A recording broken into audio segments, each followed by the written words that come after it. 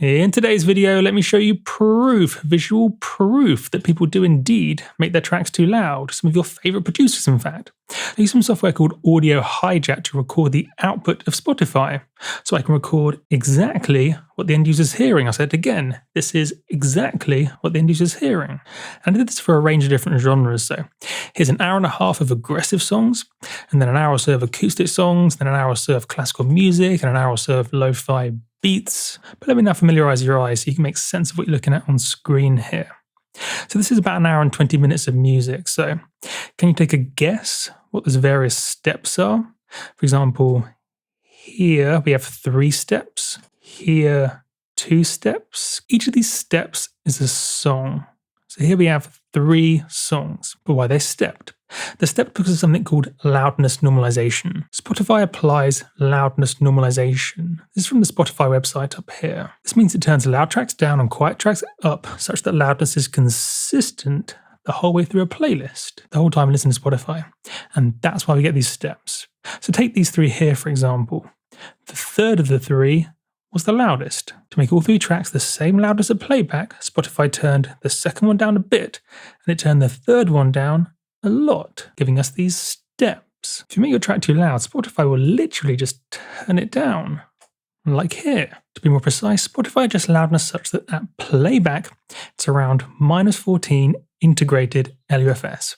LUFS is the way we measure loudness. It's not the best way, it's quite crude actually, but it's the easiest. There are various tools you can use to measure LUFS, such as you're looking at on the screen now. And integrated LUFS is basically the average loudness, so loudness measured over the entire track. And we can confirm this by measuring the entire recording.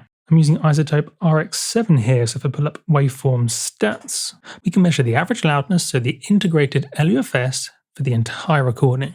And there we go, look at that, the integrated LUFS, the integrated loudness, around -14. So this is the average loudness, the average LUFS across the entire recording. So Spotify does indeed loudness normalize to around -14 integrated LUFS. Therefore, if you make your track louder than -14 integrated LUFS, it will get turned down. And that's what you're looking at here, for example. This track was a lot louder than -14 integrated LUFS, and so Spotify turned it way down. In fact, let's measure it. Looking at the side there, and let's measure to -1, say, to allow for headroom in the master. So Spotify turned it down about 7 dB. Literally, that's what Spotify did. It turned down the track 7 dB at playback. And that is bad. That means the track was demonstrably too loud. There's all this space we're just not taking advantage of. However you measure the goodness of a track, the bigger the waveform, the better it will be.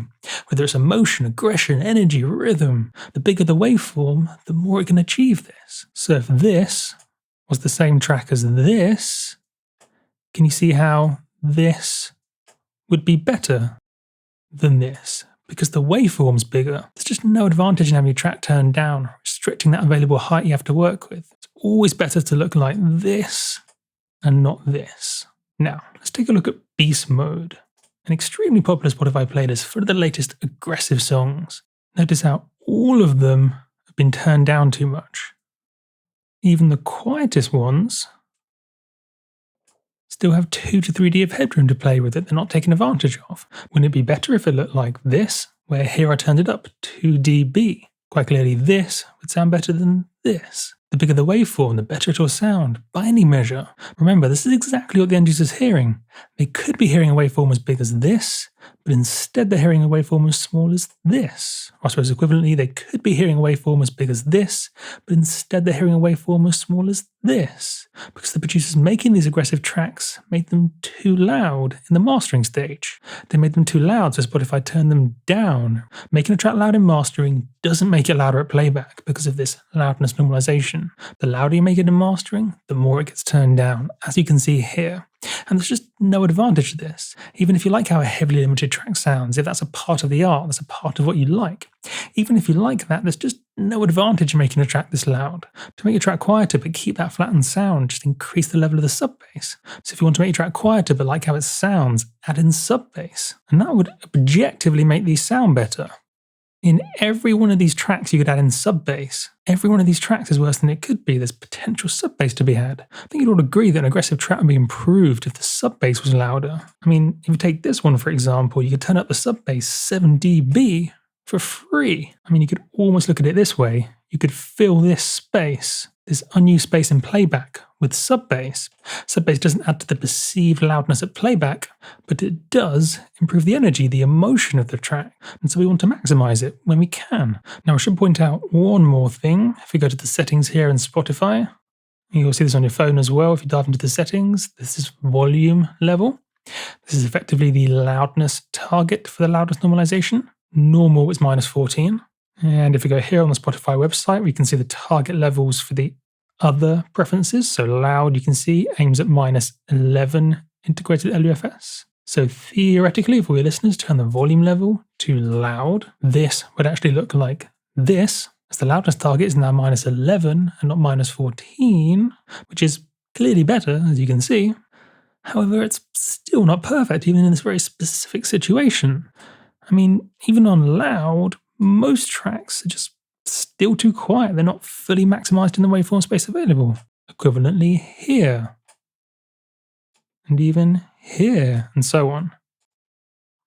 So even in the rare situation when someone turns volume level to loud, most of the tracks are demonstrably wrong. They're mastered too loud. But anyway, I personally think we should ignore this because, I mean, how many people even know about this setting? Maybe 99.5% of users just leave it at normal because they don't know about this. Not to mention, most users don't need the louder option. If you want it louder, you just turn it up on your sound card or you turn it up on your phone. For the full story on loudness, do see my course on Groove 3. There's quite a lot to explain, lots of ideas to build up. It takes maybe an hour, hour and a half or so to fully explain everything, building up the ideas. Thanks for watching.